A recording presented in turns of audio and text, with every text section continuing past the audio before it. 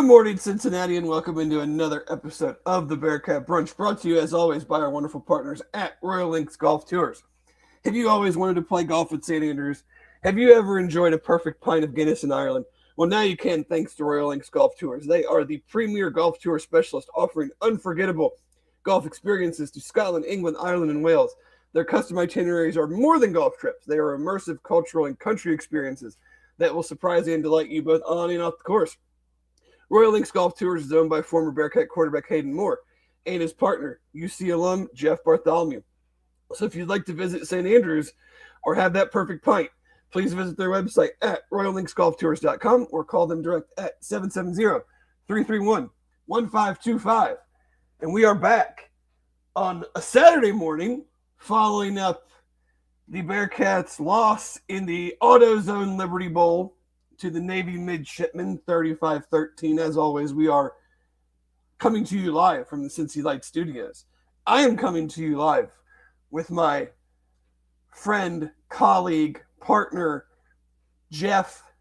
How are you doing this morning, sir? And what do you think about fine. the monsoon-soaked AutoZone Liberty Bowl that the Bearcats just completed their season, going 7-6?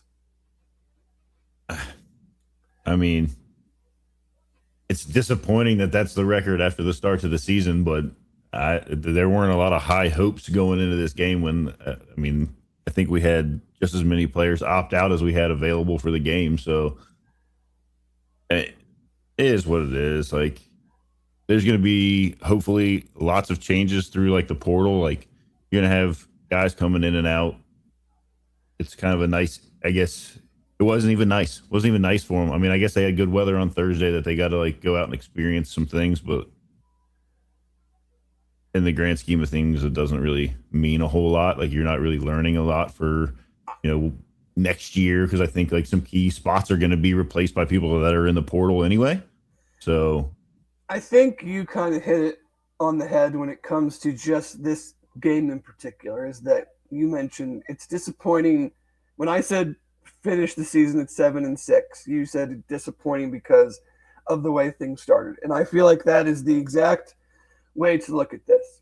In a vacuum, losing that game, given the circumstances, given the fact that you had, whether it's opt-outs, whether it's transfers, you have a very depleted roster.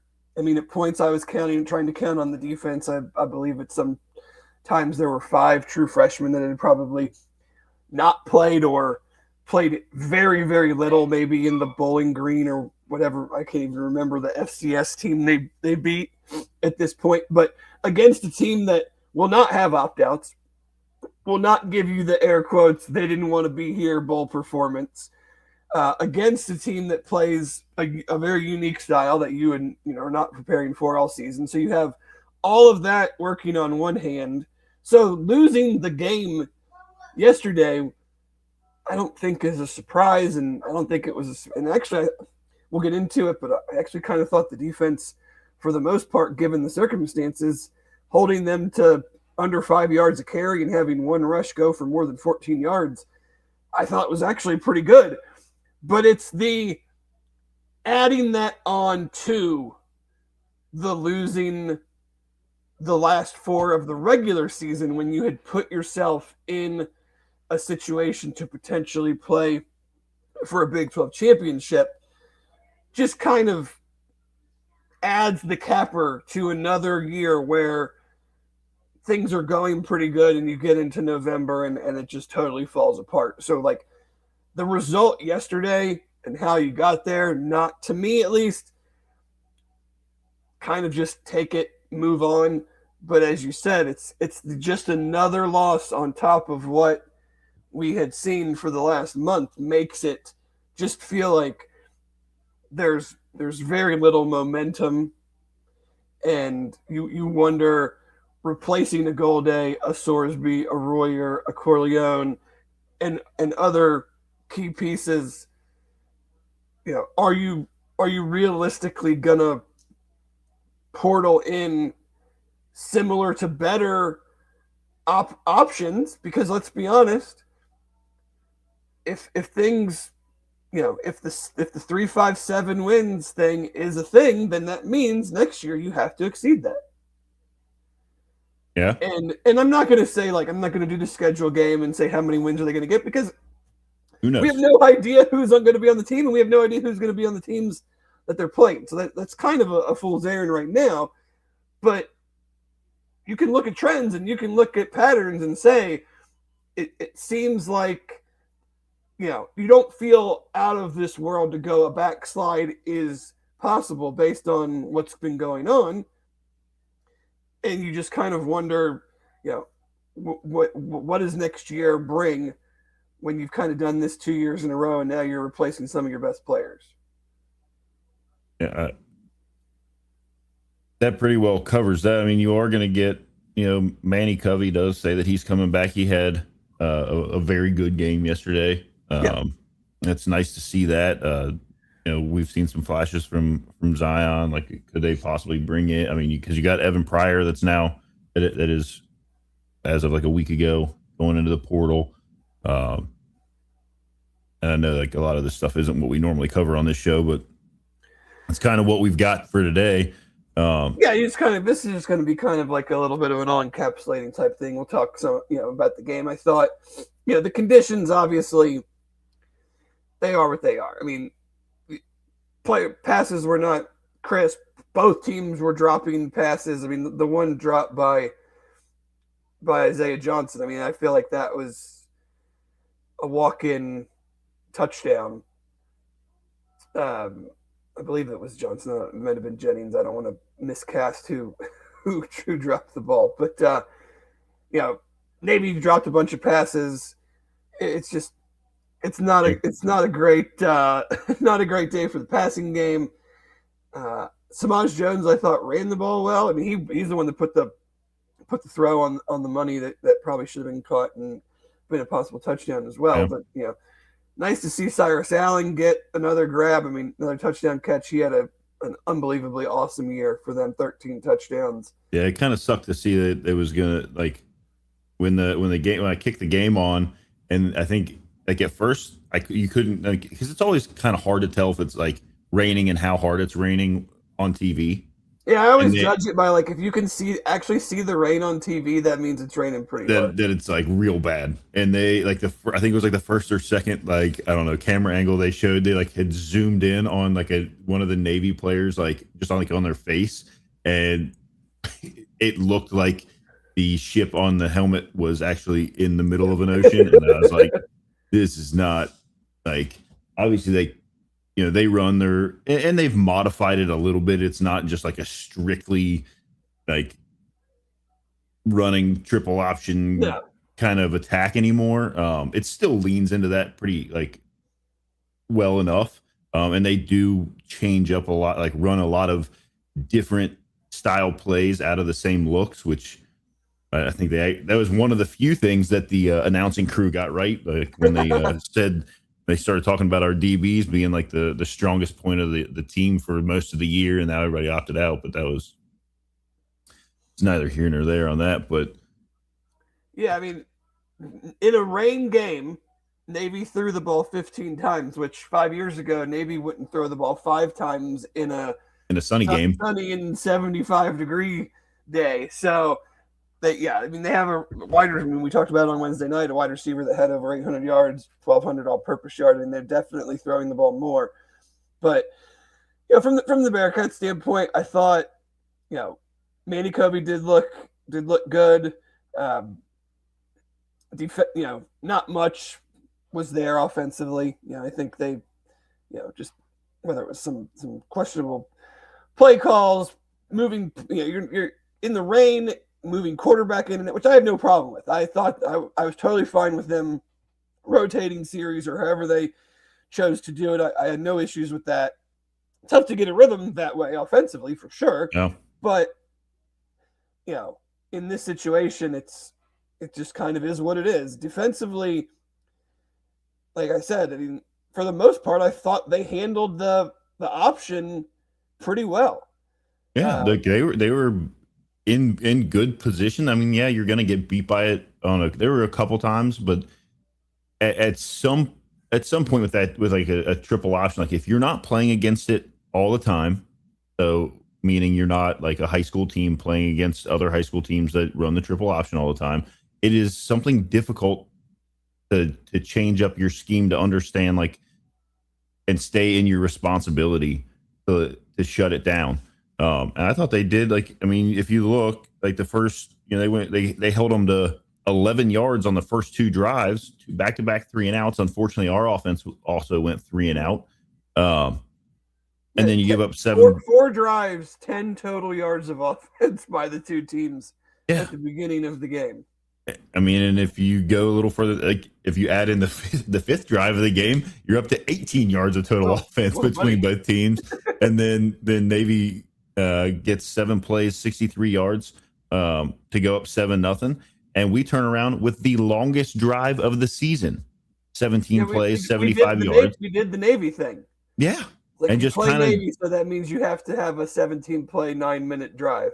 Just kind of went down, and then you turn around and you get them on a 4-and-out, 4 plays, 21 yards, get the ball back, but then you punt, and then the thing that we have beat to death for the last couple of years, it feels like they've got the ball, short time left at the end of the half, they're getting the ball coming out of the half, and they walk down and score a touchdown, come back out of the half. I mean, the end of the half stuff with UC was a little bit weird.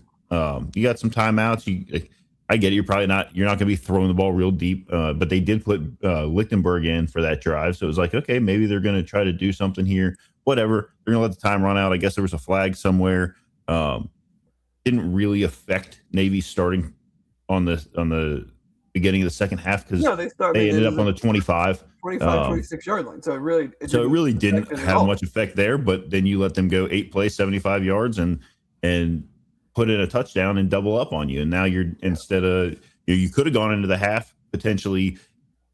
Well, nobody's kicking field goals in that nonsense. So you could have gone in the half tied 7-7, but you allow them to score that touchdown going in. And then coming out, and now you're down 21-7 in a game where like the clock was just looked like it was on double speed because everything was a run. So, yeah, it's I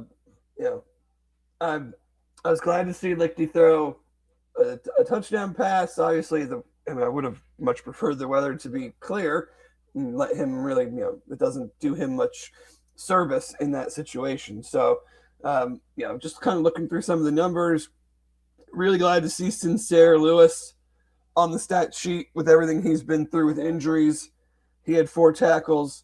You're looking through the defense. You've got freshman CJ Jones, 3 tackles, freshman Jamari Johnson, 2 tackles, Patrick Williams, a tackle, Keelan Smith, a tackle, CJ Cright, a tackle. I saw Tim Griffin out there at points. I'm sure there's others that didn't register stats that, played a bunch of minutes or played a bunch of snaps defensively.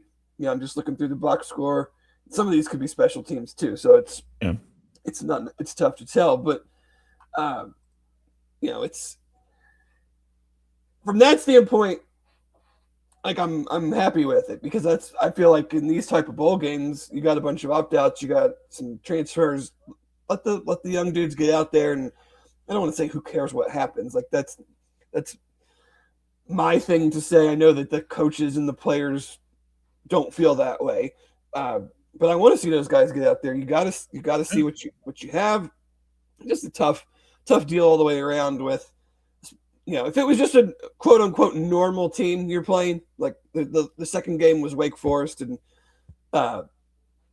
Mississippi State, the game after UC, like play one of those teams, and you don't have to put in some totally different defense, and which I didn't feel like, for the most part, from what I saw, I didn't feel like guys were like out of position, not knowing what they were doing. They were shifting, they were getting calls in properly.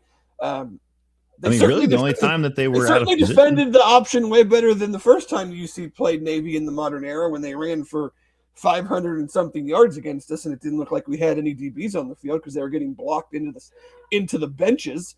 It was a lot better than that. That's for sure. Yeah, I mean, really, like you did have a couple. I mean, unfortunately, it was back-to-back plays where, well, I take that back. The incompletion to the end zone going into the half that they threw deep, that was total blown coverage. Yeah, that was the running back went in motion and just did like a big wheel, curled right around the end. And nobody. The other went one was just a wide receiver ran a post and I was gonna say he just beat everybody on that. Pat Williams. So, but really the only one. I mean, I'm sure there were others, and people probably like pointed out, but that was the one that kind of stood out to me as like, and they missed the pass. I mean, they didn't score on it. It was there. I mean, they probably he could have floated a pop fly to deep center field on that one, and the kid could have turned around and caught it like a punt. But outside of that, I mean, I thought that they were in position a lot, like you said. Like they didn't, yeah, they're going to get a couple. I mean, what was their longest run? 34 yards. Okay, so they had 34 yarder, a 14, a 12, and I think those were the only runs over 10 yards. Now they had a bunch of 5, 6, 7, 8 yarders in there too, but that's going to happen against Navy. I mean, they run the ball for almost roughly 50 times for 200 and what are the final number actually? 241. 51 for 241, a 4.7 average. I mean, that's not, all things considered, without the people that you had or without the people that you didn't have. And like, I don't know how you could go into this game and think that the defense was going to do better than that against the run. Yeah. I mean, you look at game on paper is just not going to be kind, but it's there. Neither team did very well in their defensive run stuff rate, but I think you're going to get that, like you said. I mean, I don't know, pouring down rain like that on a field where it looked like the teams started off in their normal uniforms and ended in tie-dye versions. Like you've got wet paint and wet field, wet ball, a monsoon, trying to repeatedly stop a run, and then a triple option and all that on top of it. Like I thought they acquitted themselves well enough. It just, things didn't exactly go their way, and that's kind of been the story of the second half of the season. Yeah. Yep. I mean, we don't need to belabor the point, but Joe Royer plays. Joe Royer's not targeted again. Context is important here, but I mean, right. At the same time, I don't know how many snaps he played. I know he was dressed. I know he played, but how many snaps he played, I don't know. But we couldn't figure out one or two throws to him. I mean, this feels just like on repeat for the last month and a half. But you shout out to the fans. Any fans that went down there that are listening to this, thank you for supporting. Sitting through that mess, I don't know, 40, 50 degrees, heavy rain. It's really unfortunate that it was a Friday game and not on Thursday, because from what I hear, Thursday was like 65 and sunny down there. Oh, yeah. Weather was great. I mean, it feels like it was like looking at some tweets and stuff. It also looked like it was the only place in the United States where it was raining yesterday. Other than up in the Northeast, where apparently it snowed 4 feet yesterday. I mean, it's seemingly like only rained in the window above the game, and that was it. Yeah. D-Fan asked, goodies in the portal, was that expected? I don't know if that was expected or not. After the game, Barry Jackson entered the portal. This morning, Caleb Goody enters the portal. So I know they had been, there's some interest in, with Cyrus Allen and Jeff Caldwell being seniors, they're going to have to bring in some wide receivers. Probably now looking at maybe one or two more than they had expected. But if they felt these guys were going in after the game anyway, then it doesn't change anything. Was that expected to us? Maybe on the not. outside is different than was this expected to them. And you know what? More like I like if it was like I would assume that it was expected by the team, and to wait and go into the portal after the game, or you know what I mean, like Yeah, I give you some credit on that, and like but then you got a couple statements made by like you know Lichtenberg talking about how like he's like I don't know what it's like anywhere else, but I'm sure it's not like Cincinnati. Like the locker room's great. Like it is nice to see like there's still so, and who knows, he probably could have left at some point and gone to maybe a Mac school or another, like you know what I mean, like he could have, 100%. and he A could have hundred played a percent. He lot. could have gone to a MAC school, a Conference USA school, a Sun Belt school, maybe some of the AAC schools, and played for sure. So, like, I mean, you just don't see that a lot, like with a guy that sticks around. I mean, and there have been several with Cincinnati, and I'm sure there's some at other teams we just don't know about them. But like in this day and age, it's certainly nice to see that kind of stuff. And then Manny Covey said after the game, like I've sat behind this guy and this guy and learned from them. Not like I've been overlooked, but Right. just like I've been here and waiting for my opportunity and now I've got it, and like I'm not going anywhere. Nice to hear those kinds of things. Yeah, I mean you have him, hopefully Zion Johnson, some other, Corey Caffey got some action last night. I mean, we know based on things that have already kind of trickled out from various sources that they're, they're obviously going to bring in some running backs if you lose, two veteran guys in Walker and Pryor. You're going to have to bring in some more running backs, but there's good. I feel like there's still good bones on the offense. Yeah, obviously, got to get quarterback right, or none of it really matters. I mean, it is kind of over. Let's be frank. Like, well, you have to do that, but like, it should also be noted to I'm sure all of the quarterbacks that are in the portal that are listening to our podcast here. I'm sure there's several of them listening. Right, the strength of the offensive line is coming back. We're gonna. The quarterback that's leaving is probably going to get paid a lot of money. So, in this system that I'm not a huge fan of every year, every single player is a free agent. I don't think that part of it is great. Really sustainable. We currently have, according to Chris Vanini of The Athletic, sourcing some data analytics groups, you have 16% of active rosters in the FBS/FCS are in the portal. That number's obviously going to go up. I think as soon as the portal opened, the number I saw was 4,500 immediately entered names immediately put into the portal. So you 4,500 kids. 20%. Let's say it climbs to 20% of portal. Add on to your graduations, and you're looking at pretty much every school replacing 40% of their roster every year. To me, that doesn't feel sustainable. But I mean, it's some like there's gonna have to be some tweaking of it. And I get it. There's laws and lawsuits and everything else that make things difficult to kind of make things make a little more sense. But like you said, at some point, it's not necessarily sustainable to just like start over new teams for 90% of the country and have it work. Like money at some point, I guess money dries up or whatever. Like, where's your return on investment? Is now that it's rev share and not. I mean, there's still boosters. There's still going to be boosters who have more money that they know what to do with, that don't care about, if their ROI is met on the dollars that they gave to get some defensive lineman or what have you. But now that it's rev share, I do wonder, because I've posted about it on whatever thread portal related, that just the prices are they're actually just going up. I mean, running backs asking for $500,000 to $1 million. I mean, I love running backs. I love all football players, but if there's any position that you can probably get production without spending $1 million on, it's going to be running back.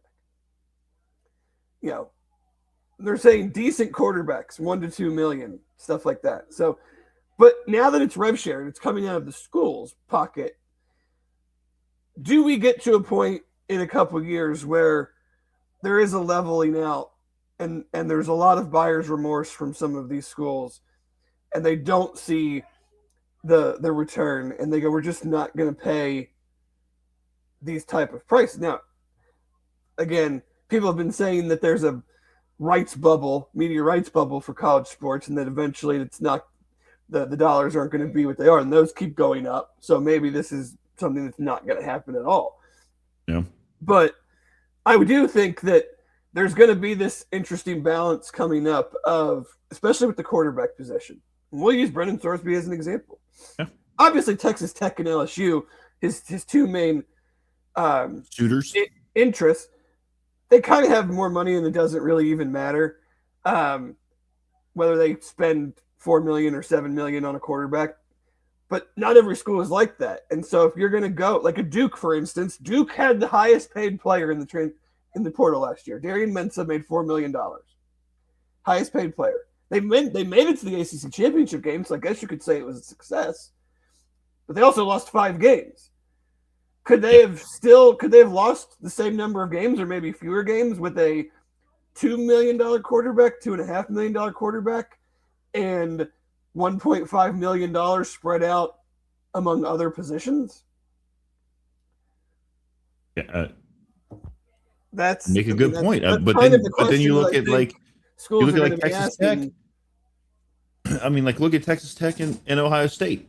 You know, they like overall spent a whole lot of money, with the obvious end goal of winning a national championship, right? Like that's kind of where they're at, and they're both bounced out. So, what like I don't know, like the money like is being thrown around for college athletics and athletes like is. Look, if you're gonna, I'm not one to tell you not to go get paid because we all know at some point, like money dries up everywhere. So go get it while it's there. Have at it. But I don't know that for the long-term health of the overall product, if it's beneficial for it to be where it's at right now. Right. Yeah. So, there'll be visitors coming in starting today, I'm assuming. Today, tomorrow, I'm sure we'll have a list up on the board when we have confirmations.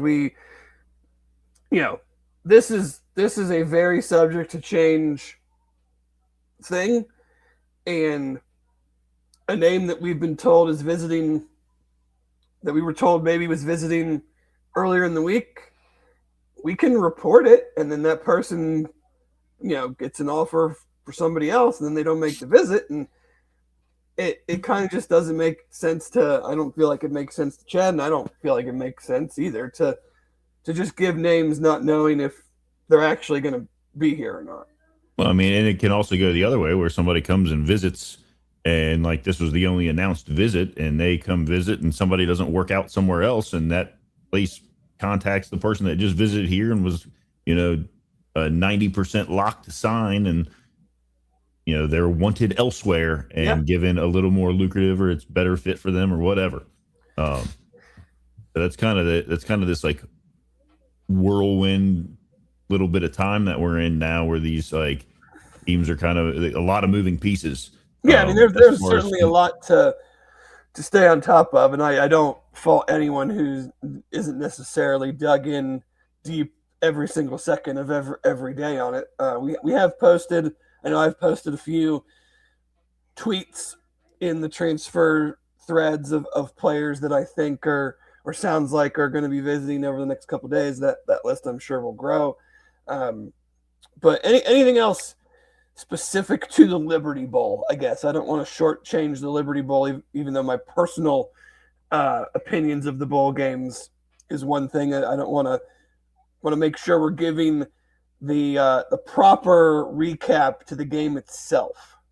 I mean, I don't have anything specific other than kudos to the guys that showed up to play and got an opportunity to get into a college football game that maybe hadn't yet or maybe wouldn't ever. So kudos to those guys. We had some guys kind of have good games, and let's hope that we start off and stay on the right foot next season.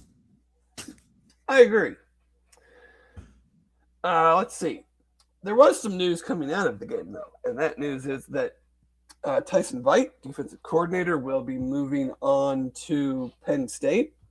I don't know if it's been 100% confirmed, but sounds like as the linebackers coach. That was what I saw as well. Yeah. So that now means that UC is looking for a new defensive coordinator, which it's kind of 6 and 1/2 dozen in the other. I don't think you love having to look for a new defensive coordinator going into year 4, knowing that you are on these backsides the last 2 years. I mean, let's be real. The seat is warm. I don't know how hot it is. I'm not going to pretend to know. To know that, yeah. So you don't love having to do that. You like some level of continuity going into a super important season. At the same time, I also am, my stance on his defense on the 3-3-5 as a whole is, to me, I wasn't really caring that what the defensive formation was, more so how it was implemented. The play calling, the lots of teams run the 3-3-5. Like the scheme of it was. Lots of teams run it. UC's run it in the past. A lot of teams run it. It can be a totally fine, good, great defense, but how you deploy it, how you scheme it, how you call it in situations is how you differentiate that. And I just didn't feel like they were nearly aggressive enough, nearly multiple enough. I mean, it just felt like we just lined up and here's what we did. And so where do you go from there? Be very interesting to see. Well, here's the good thing is with needing to replace a lot of dudes out of the portal here and having some, hopefully, you have to think that going into this, obviously, because of the way that it was announced and that he did coach through the game and all that, obviously internally they knew this was happening. That he was I don't the timeline of it all. I don't know. I can't speak on. I know some fans are wondering, why was he able to coach? Well, the timeline of it all would determine that. I mean, if he told Sat that I have this opportunity, I'm going to take this opportunity 2.5 weeks ago, then I do kind of wonder, okay, why would you have him stay, continue on the path? If he told him on Monday, I have way less issue with coaches stick on for seasons all the time and then move on. That's not a I'm just meaning it in the sense that there were some people that were like, oh my god, now they got to scramble and try to find I would like to believe, and obviously this is just my own personal thought, that process had already begun prior to this, and let him coach out the rest of this, head on his way, whatever, a mutual parting of ways, I believe they called it. And hopefully they've already got, I think you should probably always have a little book, maybe a little black book of some names of dudes to replace your guys. I mean, right? Every coach, every athletic director, if something happens and this guy leaves, who am I looking at? Who am I looking at? And I put this on the thread last night about Tyson Veit leaving. Is I know a lot of people. Some people, I won't say a lot. Some people are talking about you got to go. Satterfield's got to get someone that he's not outside of his comfort zone, tree, whatever you want to call it. Guys, that is a very, very much a rarity in college sports. I mean, put yourself in his shoes. You started 7-1, you finished 7-6 after you were 5-2, and you finished 5-7. You've got to turn things around, especially defensively. The offense did what it needed to do this year. The defense did not. Let's just be point blank. Are there issues? Were there issues offensively? Sure. But if you're just breaking it down, who held up their end of the deal to have a successful season? Offense did. Special teams did. Defense did not. Going into year 4, most coaches hire assistants that they are familiar with, have crossed paths with, maybe not even necessarily coached years with, but have some familiarity with. Going into your year 4, are you really gonna, I don't want to call it make or break, but are you really going to hire a defensive coordinator that you've never worked with? Yeah, that's the thing. You have no knowledge of them. It's just a random person you interviewed, and you're like, oh yeah, I'll hire them. Coming in off the street, you've never worked. Like, that seems unrealistic. On top of that, would you, if you were in this position, would you hire someone who's never called a defensive play? I mean, and I say this not as a negative per se, but like people throwing out Mike Mickens' name. You're in a make or break season, and you're going to bring in a guy that you've never worked with, have no connection to, and has never called a defensive play. Yeah, I mean it just feels so out of character, So I would start with people that have worked with Sat before, have similar circles, and then expand out from there. To your point earlier, to the timeline of it all, I'm not sure, but I would think they would want to move pretty quickly with this. Well, yeah, with the portal open, and you're going to have portal open and just you have to get guys. Right. So for that coordinator, like you can't. I don't think it would be fair. I mean, it kind of goes to your point. It wouldn't be fair also to and it wouldn't go to your success rate, like percentage of success, to go get a bunch of dudes out of the portal and then bring a guy in and say, like, here, just work with these guys, like make that work. Right. I mean, you want that guy in there to have some say. The head coach can drive, like he knows what kind of defense he wants to have now. Right. Because the 3-3-5 didn't work per se, does that mean we're going to see a switch to a different alignment of defense? That's TBD. Satterfield can intimate that to any defensive players that are, visiting in the very near term, today, tomorrow, Monday, even if something's not done by then. I personally, I don't care what kind of defense you run. If just run it well. You can run a box and one for all I care. I don't care what kind of offense you run. Run it well. Like getting hung up, excuse me, in the type is counterintuitive to me. I mean, the 3 best defenses in the conference, Texas Tech, Arizona, BYU, all run 4-man fronts. Other defenses around the country that are really good run 3-man fronts. Some play more bear defense, 5-2-4.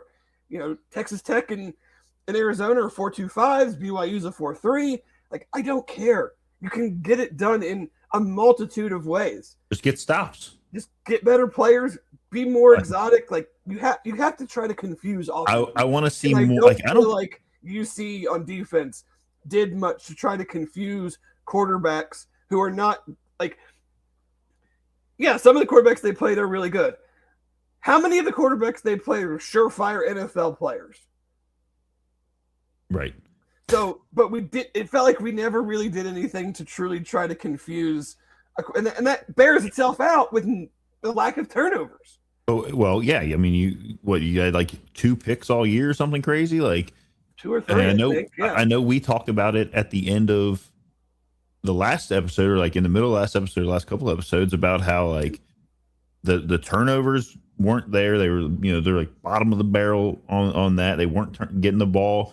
The stops that they did get, kind of few and far, like this bend don't break, whatever. Like you keep saying that, but there were plenty of times this season where they had chances to get off the field,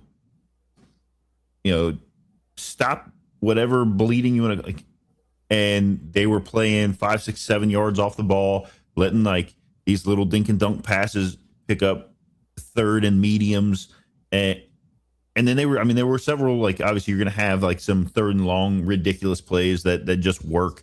But like their defense, I don't care, like you say, what formation they start in, with their base defense, whatever. Be aggressive. Don't be don't just give this like permanent prevent look that lets them get down to the 20-yard line and say we're okay giving up field goals. No, take the ball away. Stop them before they get any points. Right. And then let your offense go to work. Yeah, I mean, bend but don't break. I feel like there's a difference in break and it's a free for all and it's touchdown, touchdown, touchdown, touchdown versus, yeah, you're bending. You're not giving up explosives and you're not giving up, super quick drives. So, yeah, you're not breaking in that regard, but you broke in the sense of you could never get teams off the field. And your efficient top 10 in the country yards per play offense was running 40, 50 plays a game. And you're never going to, I don't care how good and efficient your offense is, you're never going to go 100% on touchdown drives. So if you're only getting the ball, if you're only running 40, 50, 60 plays in a game, and half of those are resulting in drives that score touchdowns, that's not going to be enough. You have to, think about, just in the last couple of years, how many short fields? I mean, I don't have this number. I mean, it would take forever to go back and research drive start of every UC offensive drive over the last couple of years. But think just in your mind while you're listening to this or thinking about UC and where they go defensively, how many defensive scores did they have and how many drives did the offense start on the opponent's side of the 50-yard line? I mean, if it's 10 total, I would be surprised. And it's because of a total lack of turnovers, a total lack of havoc. And so whether it's a 3-man front, 4-man front, bear front, I don't care. But the style of defense that they played the last 2 years was not good enough and has to be different. Now, someone asked in the chat, I think, if we thought there would be any other coaching staff changes. I do not know. I believe Chad might have put something from an offensive standpoint on the board. What's up, Ron? On the message board, but I'm not privy to any of that as of now. Rose makes a good point about defense, being that Jalen Hunt is a big loss for this team on the D line. He was the only player on the line that constantly made plays. We need someone who can recruit some defensive linemen. I 100% agree. I fully acknowledge that defensive line is probably the hardest spot to get impact transfers because they cost a shit ton of money. Look at Texas Tech and David Bailey. David Bailey transferred to Texas Tech from Stanford and had a remarkable season and will now probably be a top 10 draft pick. The chances that UC has the dollars at their disposal to get a player like David Bailey, I believe, is slim to none. So you have to do an insanely good job at evaluating. And I'm not going to say they didn't do a good job at evaluating, but the return was not there. We've talked about it in previous podcasts. The defensive lineman that they brought in from the portal this past year did not really make an impact. So what is your other avenue? Your other avenue is to recruit freshmen and develop them. Outside of Marquez Parker, really no one that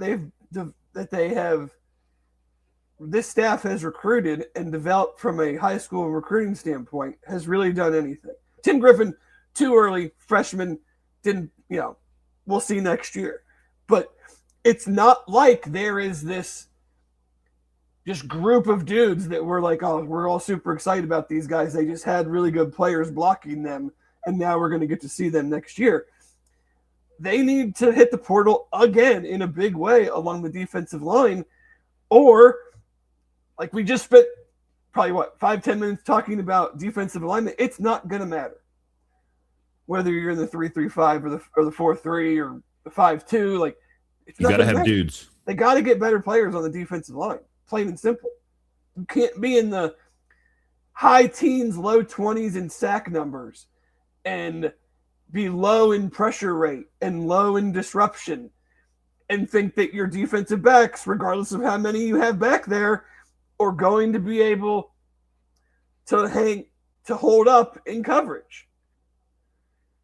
I mean, they've figured it out on the offensive side of the ball. Nick Cardwell, great recruiter, great developer. I mean, they've whether it was Jack, whether it was Zach, whether it was him, they identified really good transfer players. They were able to get them. He's developed players like Evan. We'll see about the next group of tackles coming in or guardian tackle, center, but I'm confident because he's proven it. He's proven it here. He's proven it other places. I mean, the offensive line is in a wonderful spot. The defensive line needs to follow suit, or it doesn't matter the defensive coordinator and what kind of defense he runs. I mean, that's what we've said all year. Like, obviously, like the 3-3-5 could have worked if you had the dudes. And if you changed it up a little bit, Yeah, I mean, I thought they were a Dante little soft on some being stuff, banged but like, up and hurt all year certainly didn't help. But I mean, I'm not going to flame anybody and go down the list. But I mean, if you're listening to this podcast, you know what we're talking about. Yeah. Like there was nothing really from the portal additions from a affecting the game, changing the game standpoint along the defensive line. And that has to be fixed. And that's for next year. It kind of like the way things are, and you alluded to it a little bit there. It's like when you look at like professional sports, because that's kind of where we're at. Like, you got a small market team, you're not going to be able to afford like the surefire like superstars and go be able to pay them all. Like, Right. You're just not gonna be able to do that.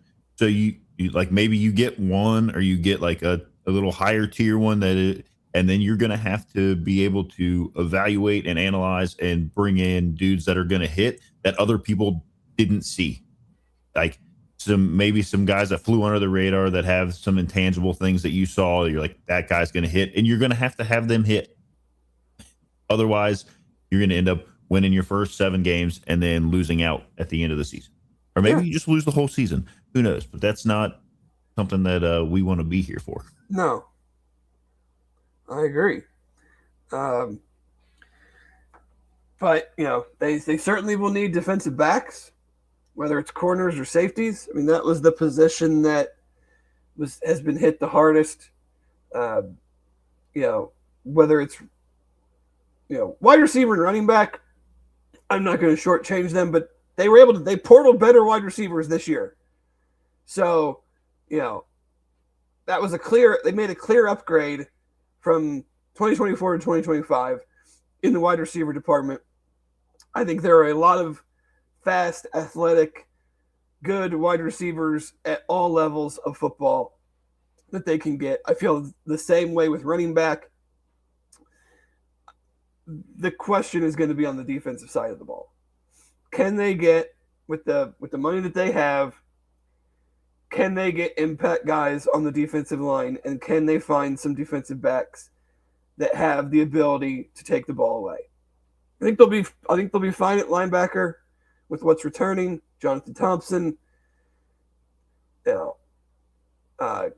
Simeon Coleman, Monte Whedon.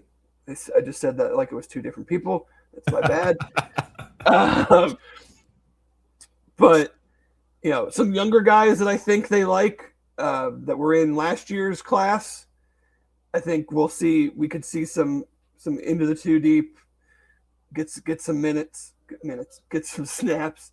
But it's up front and it's on the back end. I mean, it's got to be the vast majority of the additions need to be in those spots. So, and the good thing is, or maybe not good, I don't know, but there's a ton of people in the portal already. There's going to be some availability, and there's going to be some of those diamonds in the rough, and they're going to have to hit on those. And they're going to need to, probably maybe somehow up the money that they've got that they're willing to spend. I don't know what else we can really say about that. Um, Yeah. and obviously, a lot more of that's going to flesh itself out over the next couple weeks, and we'll, be able to kind of see what that's going to look like as the portal closes and people come in for visits, and like that gets announced by whoever announces that for that particular kid who's coming in, and uh, hopefully it kind of turns things around. Like obviously the wins 357, then it needs to keep going upward. That's right. Right, like we Yeah, just I mean, if you're going to tell me that this is progress, okay, then show me. the progress needs to continue. Yep, you can only say so much. It's got to be out on the field, and we got to see it because it's kind of. I mean, I feel like things are at this point now, right? Like it, like kind of make it happen or don't, and if it's not going to, then there's got to be a reset that happens. Yeah. So, anything? Should we talk? Should we talk the playoffs? I mean, we have the new money Final Four The with new money Final Four. Ole Miss, Oregon, Indiana, Man, Miami. I I want. I know we said at the beginning, like we kept saying it, like week in and week out, like is Indiana real? Are they really playing like real teams, or is this real? They're real. And They're real. They're real damn good. That's what they they're are. real darn good, and they've got a coach that that guy like Signetti grows on me. I don't know why. Like Anybody who I saw this tweeted, so I'm stealing it, but anybody who wears a quarter zip with no t-shirt underneath it, you don't want to mess with them. that guy means business. You don't want to mess with the 60-something-year-old man who's got the quarter zip on and no t-shirt on underneath it, No, and zipped down. It wasn't like he zipped with his glasses, with his bifocals hanging, off the edge of it. Like, dude, he just like I don't know. He just does it seemingly just does everything the right way. Like hits on like everybody. I mean, he brought over his whole Dagon team from James Madison, it felt like, and then like just kept winning and just adding dudes, and they talk about how he has 45-minute practices or whatever, and no practice time. He doesn't have coaches work at night. Like he just whatever. He said he was like he's throwing so much cold water on the I sleep in my office. I grind tape 27 hours a day. Well, I haven't seen my family since Labor Day. Like he said something like, if you're 25, I can understand it taking from 6 to 9 o'clock at night, trying to work through some things. Like once you get older, it just kind of is what it is. And if you're 55 and doing that, you're either didn't learn anything or you're wasting a lot of time in the office. Yeah, it's like I love it. I also though, and Ronnie asked a question, Miami or Indy. Every bone in my body says Indiana's the best team in the country, and will win the national championship. I can't get over Miami's defensive line, and I don't like Miami's defensive line and offensive line. The way Carson Beck is playing good football. Mark Fletcher is a dog running, and I just don't know how any of these teams left block Ruben Bain, Akeem Adesador. I just think they're going to. Now, they're not very deep, so Ole Miss is probably going to run accelerated tempo and just try to. I shouldn't say they're not very deep. They don't play a lot of defensive linemen. It's not a big road. I mean, their dudes are their dudes, and they play them. So is Ole Miss going to go supersonic speed and try to get Bain into 70, 75 snaps and then kind of take advantage at the end? But I mean, their defense is playing so good right now, and I'm not sure if Ole Miss had a hard time blocking Georgia's terrible defensive line. Yeah, well, I don't know what they're going to do against Miami's defensive line. And Indiana, if it was a Miami-Indiana championship game, Indiana's offensive line is way better at run blocking than they are pass blocking, which would be a concern against Miami as well. I mean, I think the Indiana-Oregon game is going to be awesome. I love Dante Moore. Yep. Well, we said that at the beginning of the year. You talked about Dante Moore a lot before, before it was cool to talk about Dante Moore. Yeah. Yeah, I might have an eye for this stuff, Jeff. I feel like I've wasted 25 years of my life not being a lazy ass kid at UT, not walking into the football office on day one being like, I'll do whatever you want me to do. Feels like I probably wasted a pretty good opportunity, but you live and you learn. Oh, yeah. Now you got it here.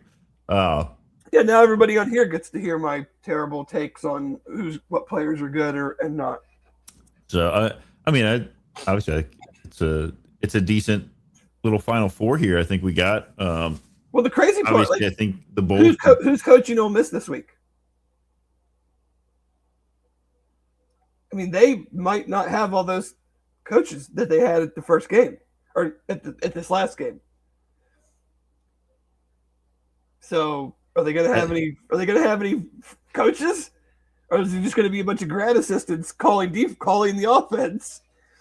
Because Lane's like, yeah, I let you guys have all those guys for the Georgia game. So I don't know though, because think about it: the more Ole Miss wins, the more money he gets. The more money he gets.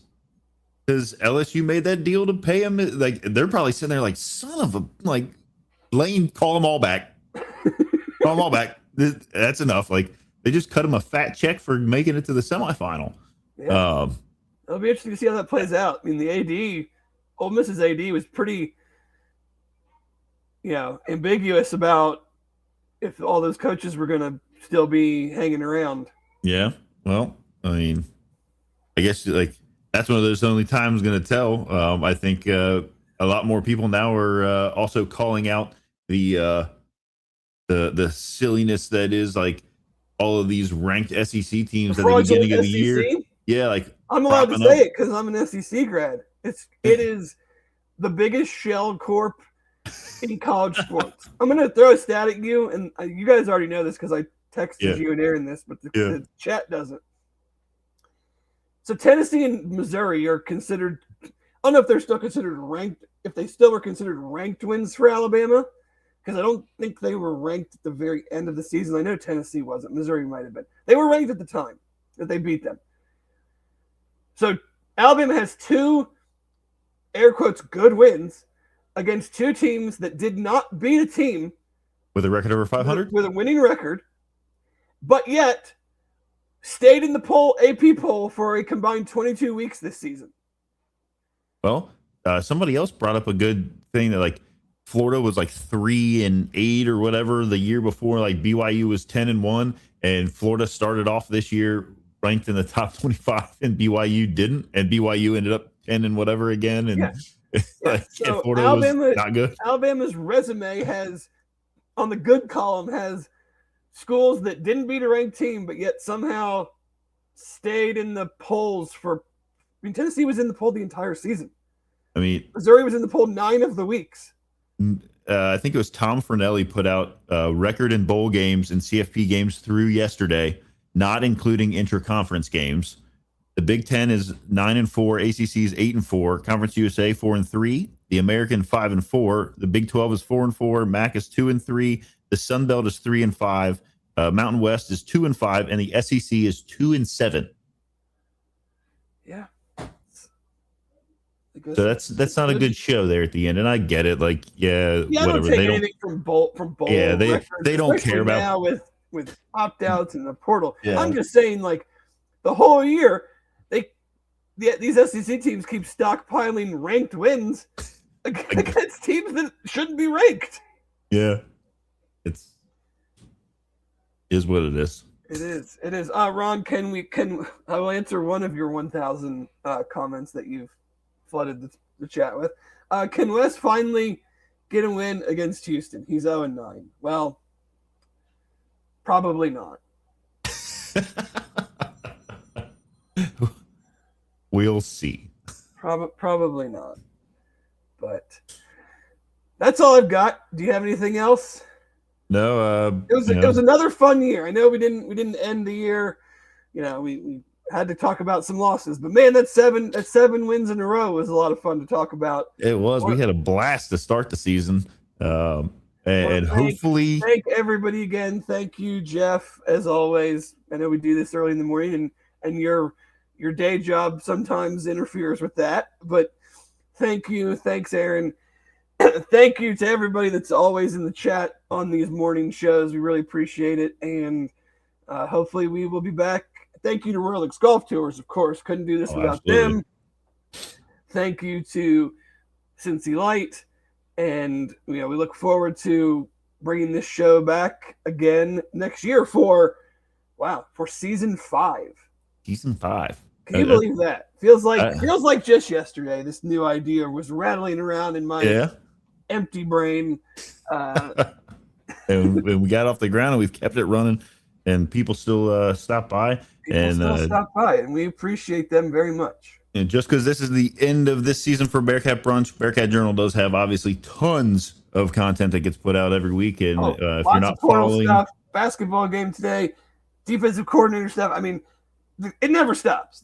Get the Bearcat Journal, see what we got going on. We'd love to have you. So with that, thanks again to everybody. Hope you guys have a wonderful Saturday, and we will be back hopefully in August talking about Bearcats football 2026 version. Yep.